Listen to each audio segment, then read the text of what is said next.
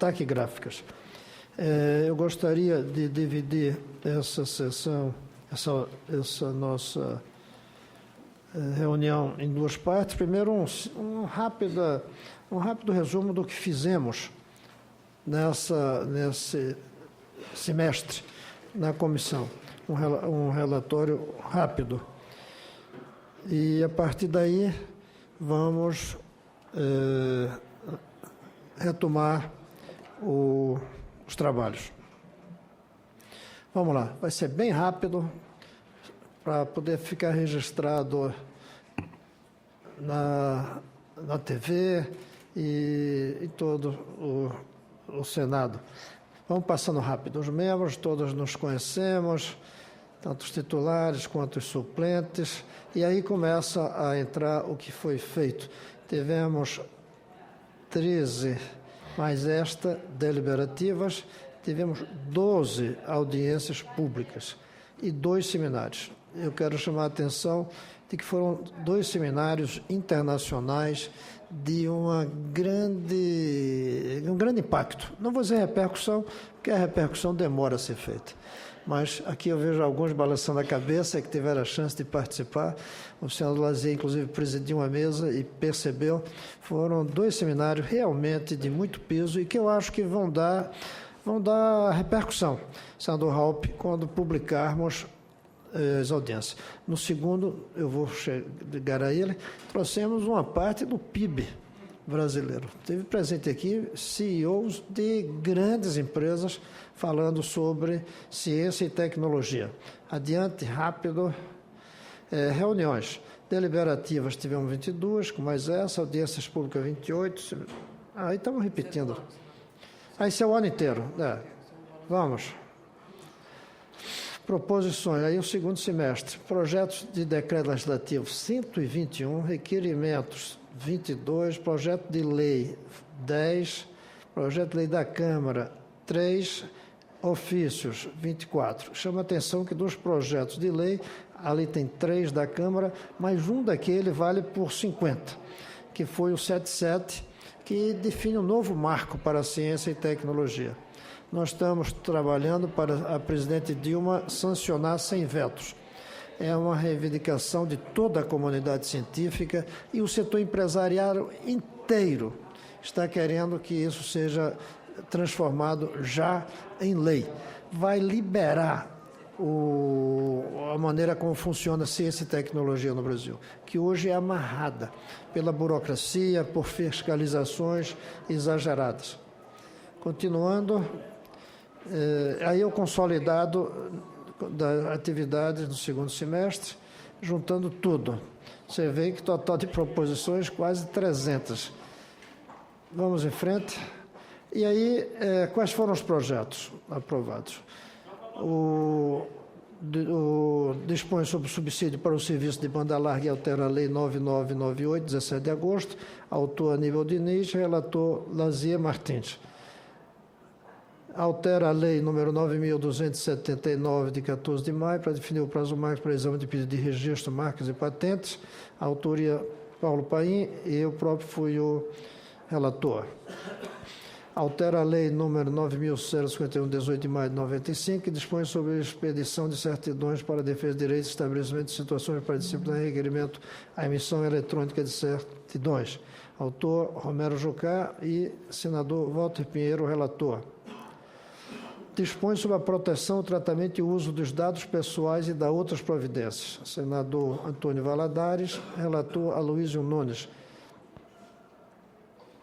Altera o artigo 3º da Lei 9.462, 16 de julho de 1997, para proibir o bloqueio de terminais móveis utilizados no setor de telecomunicações.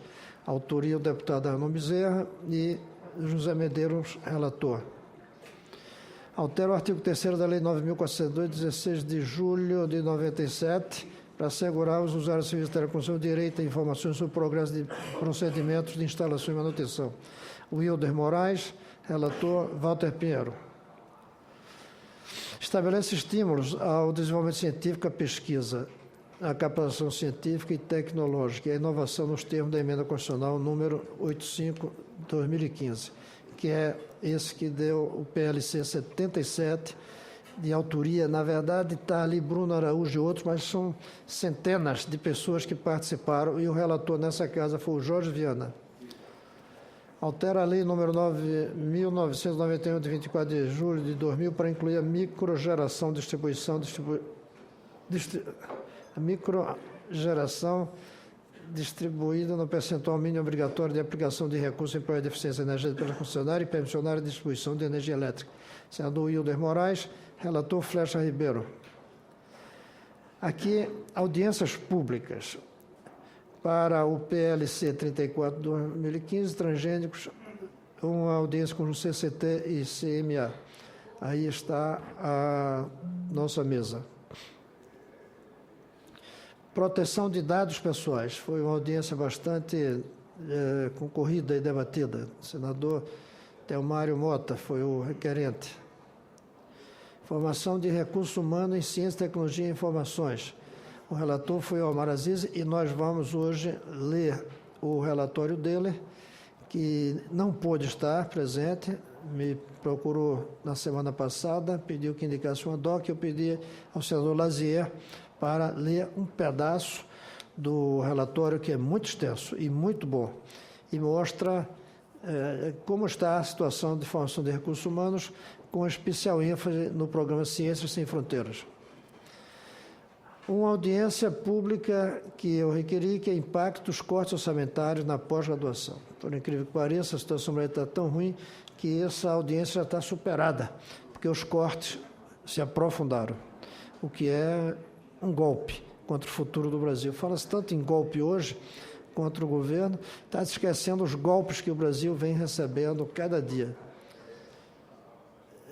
Eliminação de tarifas de importação para produtos voltados à ciência e tecnologia. Requerente Hélio José, que é o vice-presidente. Municipalização da comunicação do Brasil. Fomos o senador Hélio José que requereu e eu subscrevi. Outra que ele requereu, subscrevi, desenvolvimento de tecnologias na área de saúde. Desenvolvimento de pesquisa com fosfoetanolamina. Essa foi a audiência de maior participação de público e de maior repercussão na sociedade. É a bandeira que o senador Ivo Cassol agarrou e que tem trazido aqui todo o tempo. A ideia de que esse remédio estaria pronto, disponível, resolvido, e não se consegue produzir em quantidade nem autorizar a distribuição. Foi uma audiência muito emotiva, não sei quem estava daqui, teve gente chorando, o senador Lazier estava, pessoas cuja esperança de viver mais alguns anos está nesse remédio. E de lá para cá, de fato, avançou. Avançou o governo definiu uma quantidade de recursos para fazer as pesquisas necessárias para comprovar a correção do fosfoetanolamina. Eu demorei muito a aprender a dizer, mas me disseram de maneira fácil, que é fosfoetanolamina. Fosfoetanolamina. A instrução do PL 200 de 2015, pesquisas clínicas em seres humanos. Essa foi outra audiência muito importante, requerente a Aloysio Nunes Ferreira, Walter Pinheiro e Hélio José, em função de um projeto da senadora Ana Amélia, que trará grande impacto no desenvolvimento de ciência para a saúde. Instrução do PLC 77, que eu já falei a importância desse projeto. O requerente foi o senador Jorge Viana e eu próprio, que eu fui o relator na CAI do projeto. Usinas nucleares, lições da experiência mundial. Esse foi o outro seminário que nós fizemos internacional. Tivemos a participação até via vídeo, é verdade, do ex-primeiro-ministro do Japão, quando aconteceu Fukushima. E muito tocante, porque ele disse que ele era o grande defensor da energia nuclear como alternativa, e depois de Fukushima ele viu dos riscos que corremos com a energia nuclear. É a energia mais limpa que existe, mas não. É uma energia limpa do ponto de vista de poluição ambiental, mas tem resíduos que difícil de guardar. E tem os riscos, qualquer coisa. Quando eu vejo essa tragédia da microcefalia, se confirma que foram os mosquitos que transmitiram.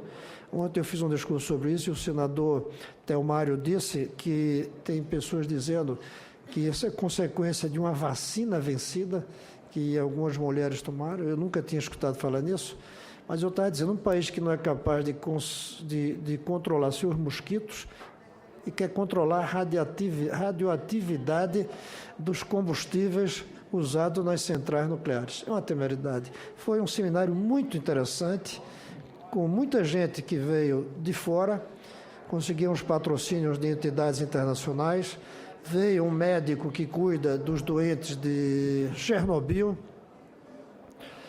vieram cientistas sobre energia.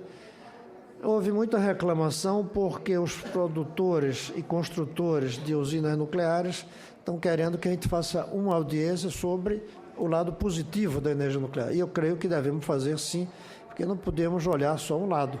É preciso ver também que não deixa de ser uma alternativa, que merece ser considerada, sobretudo diante dos riscos de poluição das outras fontes.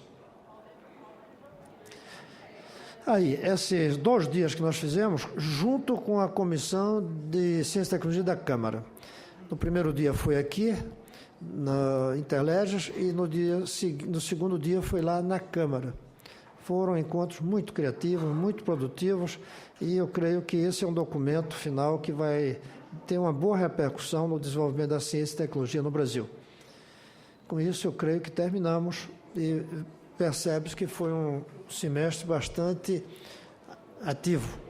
Eu lamento que o próximo será bastante atípico, por causa das eleições municipais, que leva a uma certa redução do ritmo. Mas, de qualquer maneira, vamos tentar continuar levando adiante o trabalho desta comissão. E eu agradeço a todos que participaram. Não estou encerrando a sessão, a reunião, mas agradeço muito. Isso daí não teria sido possível sem a participação de toda essa turma que fica aqui atrás, liderado pela Egli, com a assessoria do Valderi e da Nana, especialmente, mas cada um de vocês que trabalham. A Nana tem feito esse boletim, que hoje eu não sei porquê, mas que tem sido tão interessante, e eu gosto muito, sobretudo aquela página que dá uma pequena biografia dos nossos cientistas, que ninguém sabe que existem no Brasil.